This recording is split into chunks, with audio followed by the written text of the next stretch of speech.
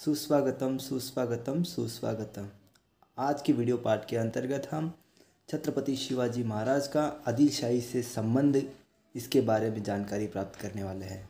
नमस्कार, मैं विजय अशोक गवली, हिंदी अध्यापक, राजा शिव छत्रपति इस विषय पर आयोजित 7 दिवसीय ऑनलाइन शॉर्ट टर्म कोर्स में राजर्षि शाहू महाविद्यालय स्वायत्त लातूर की इतिहास विभाग द्वारा हार्दिक स्वागत करता हूं।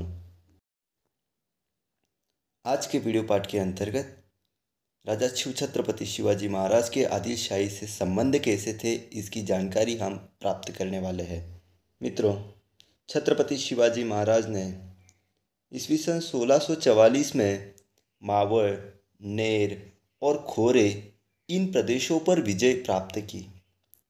स्वराज्य की स्थापना का यह पहला प्रयास था। 16 मई 1645 को छत्रपति शिवाजी महाराज ने अपने सहयोगियों के साथ रायरेश्वर मंदिर में स्वराज्य स्थापित करने का संकल्प किया।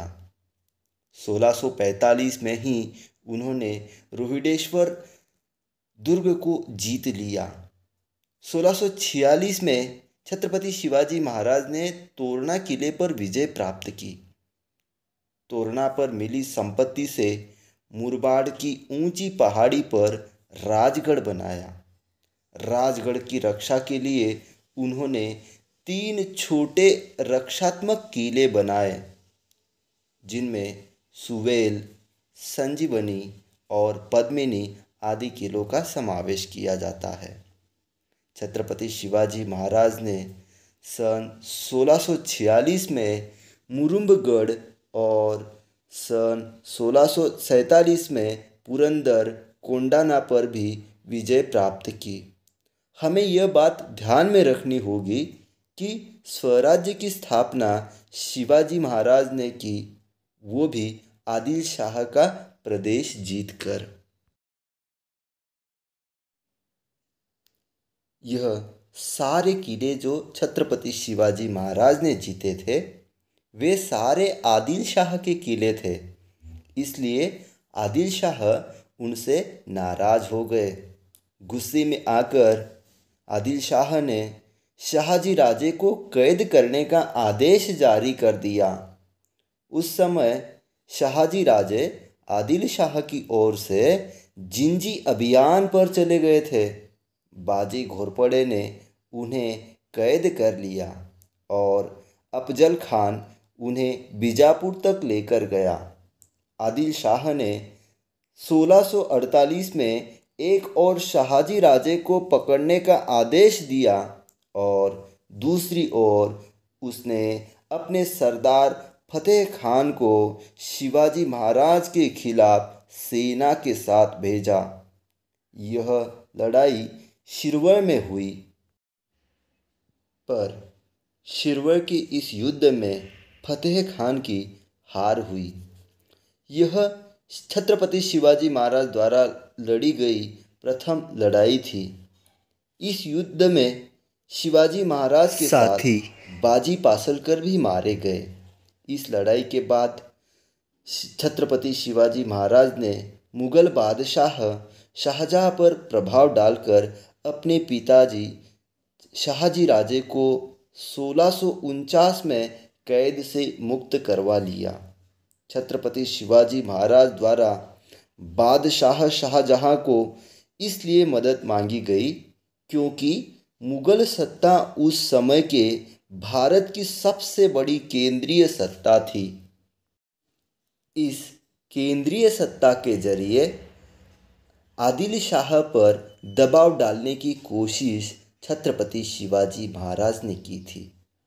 सन 1650 से 1655 तक का समय छत्रपति शिवाजी महाराज ने अपने स्वराज्य के संगठन में लगाया। सन 1656 से शिव चरित्र में कई बड़ी बड़ी घटनाएं घटी। सातारा जिले में आज भी जावई नामक गांव स्थित है। इस गांव का इलाका तत्कालीन समय में पहाड़ी था और जंगलों से भरा पड़ा था। राजनीतिक दृष्टिकोण से यह अत्यंत महत्वपूर्ण स्थान रहा था। वहाँ पर मोरे नामक मराठा वंश का अधिकार था। मोरे आदिल शाह के जागीरदार थे।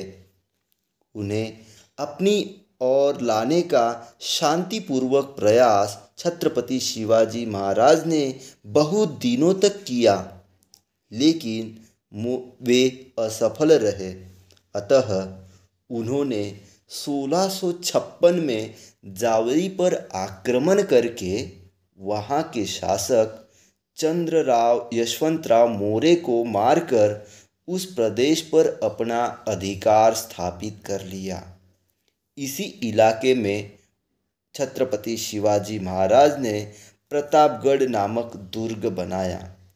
अगर वे जावरी नहीं जाते और वहाँ पर जीत नहीं प्राप्त कर पाते तो प्रतापगढ़ कैसे बनाते, और अगर प्रतापगढ़ नहीं बनाते तो अफजल खान के संकट का सामना वे कैसे कर पाते।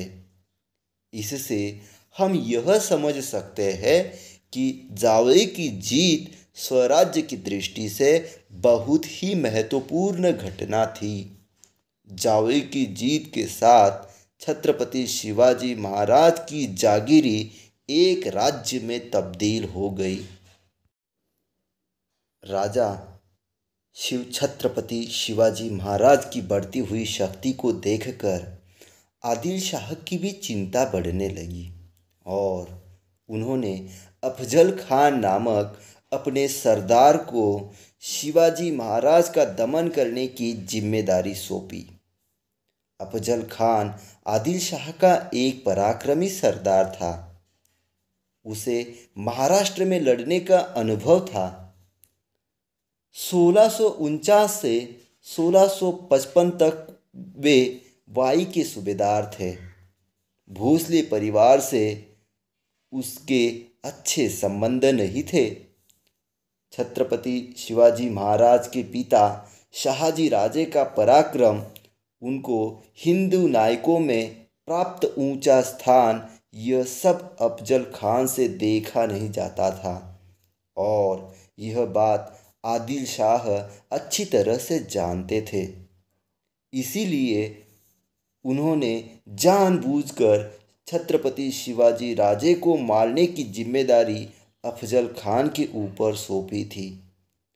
आदिल शाह की ओर से अफजल खान को कहा गया था कि अगर तुम शिवाजी को जिंदा पकड़कर नहीं लाए तो मरा हुआ लेकर आओ, लेकिन लाओ ही, खाली हाथ नहीं आना।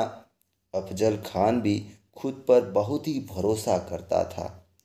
उसने भी भरे दरबार में प्रतिज्ञा कर ली कि मैं शिवाजी को पकड़ कर लाऊंगा, और वह भी जिंदा। यह कहकर अपनी सेना को लेकर वे स्वराज्य की ओर चल पड़े। जब अफजल खान छत्रपति शिवाजी महाराज को पकड़ने के लिए स्वराज्य की ओर चल पड़े, तब छत्रपति शिवाजी महाराज पुणे में रहते थे। इसलिए अफजल खान ने पुणे की ओर मार्गक्रमण किया।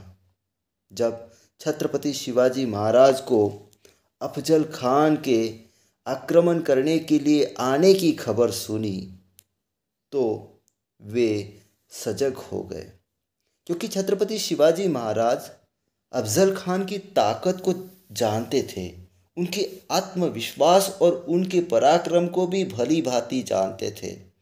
इसलिए छत्रपति शिवाजी महाराज ने सोचा कि पुणे के इलाके में खुले मैदान में अफजल खान के साथ युद्ध करना उनके लिए घातक सिद्ध हो सकता है, और इसी बात को ध्यान में रखते हुए छत्रपति शिवाजी महाराज ने जावरी प्रांत में प्रस्थान किया। जावरी प्रांत पर उन्होंने प्रतापगढ़ नामक एक दुर्गम किले का निर्माण कार्य किया। यह किला ऐसी जगह पर स्थित था कि वहाँ पर न तो आमने सामने लड़ाई लड़ी जा सकती थी और न ही कोई विशाल सेना का संचलन किया जा सकता था। उस किले में वे चले गए। इस बात का पता जब अफजल खान को चला तब उन्होंने भी अपना मार्ग बदल दिया और वे जावरी की तरफ आगे बढ़ने लगे। जावरी नज़दीक स्थित वाई नामक स्थान पर, जहाँ पर पहले वह रह चुके थे, वहाँ पर उसने अपना डेरा डाल दिया। फलतः दोनों पक्षों की ओर से समझौते की वार्ता आरंभ हो गई। अफजल खान ने कृष्णाजी भास्कर कुलकर्णी और शिवाजी राजे ने पंताजी गोपीनाथ बूकील इन अपने दूतों को एक दूसरों के पास भेजा। इस वार्तालाप का यह नतीजा रहा कि शिवाजी राजे ने अफजल खान की भेंट लेने का निश्चय कर लिया। इस भेंट के लिए प्रतापगढ़ किले के नीचे एक शामियाना बनाया गया। शिवाजी राजे ने इस भेंट के दौरान अपनी सुरक्षा की पूरी तैयारी कर ली। उन्होंने अपनी सेना को आसपास की झाड़ियों में छिपा दिया। दूतों द्वारा बातचीत करते समय छत्रपति शिवाजी महाराज ने यह खबरदारी ली थी कि मुलाकात के वक्त अफजल खान के साथ उसके अधिक सहयोगी न आ सके। परिणामतः केवल 2 ही सशस्त्र संरक्षक उनके साथ आए थे। अपनी सुरक्षा के लिए छत्रपति शिवाजी महाराज ने अपने पंजे में एक बाघ नख और बगल में एक कटार भी छिपा ली थी। 10 नवंबर 1659 के दिन छत्रपति शिवाजी अफजल खान की ऐतिहासिक भेंट तय हुई। छत्रपति शिवाजी महाराज और अफजल खान की इस ऐतिहासिक भेंट में अफजल खान ने शिवाजी को अपने गले लगा लिया और अपनी बाहों में कसकर जकड़ लिया। छत्रपति शिवाजी राजे को जब खतरे का एहसास हुआ तब वे सजग और सावधान हो गए। बड़े चातुर्य के साथ छत्रपति शिवाजी महाराज ने अपनी गर्दन को अफजल खान की बाहों से मुक्त करवा लिया। एक पल की भी देरी किए बिना शिवाजी महाराज ने बाघ नखों की सहायता से अफजल खान के पेट में छेद कर दिया और उसकी आंतों को बाहर निकाला। इस समय वहाँ पर भगदड़ मच गई। छत्रपति शिवाजी महाराज और अफजल खान दोनों के अंग रक्षक एक दूसरे के ऊपर टूट पड़े। शिवाजी महाराज पर हमला करने के लिए आया सैयद बंडा भी आगे आया और उसी पल जीव महाला ने तलवार से उसके हाथ काट दिए। झाड़ियों में छिपी छत्रपति शिवाजी महाराज की सेना बाहर आ गई और अफजल खान की सेना पर टूट पड़ी। पहाड़ी इलाका होने के कारण अफजल खान की सेना कहीं आगे भाग न पाई और ऐसे समय में छत्रपति शिवाजी महाराज की सेना ने अफजल खान की सेना के ऊपर नियंत्रण भी किया। इस तरह छत्रपति शिवाजी महाराज ने अपने बुद्धि चातुर्य के कारण ही एक बहुत बड़ी जीत हासिल कर ली थी। अफजल खान पर विजय प्राप्त करने के बाद छत्रपति शिवाजी महाराज ने आदिल शाह के कुछ और क्षेत्रों को जीत लिया। इसीलिए आदिल शाह ने रुस्तुम जमान और अफजल खान को शिवाजी के खिलाफ अभियान पर भेजा। शिवाजी महाराज ने उनको भी पराजित कर दिया। गुस्से में आकर आदिल शाह ने कर्नाटक के कर्नूल प्रांत का सूबेदार सिद्दी जौहर को शिवाजी राजे को पराजित करने के लिए भेजा। आदिल शाह की बात मानकर कर्नाटक कर्नूल प्रांत के सूबेदार सिद्दी जौहर छत्रपति शिवाजी महाराज को परास्त करने के लिए मार्च 1660 में अपनी बड़ी विशाल सेना लेकर स्वराज्य में दाखिल हुआ। उस समय छत्रपति शिवाजी महाराज पन्हाना नामक दुर्ग में थे। सिद्दी जौहर ने उस दुर्ग को घेर लिया। उस दिन बड़ी बारिश का मौसम शुरू हो गया था। इसी कारण छत्रपति शिवाजी महाराज के सेनापति नेताजी पालकर बाहर से घेराबंदी को हटाने में असफल रहे।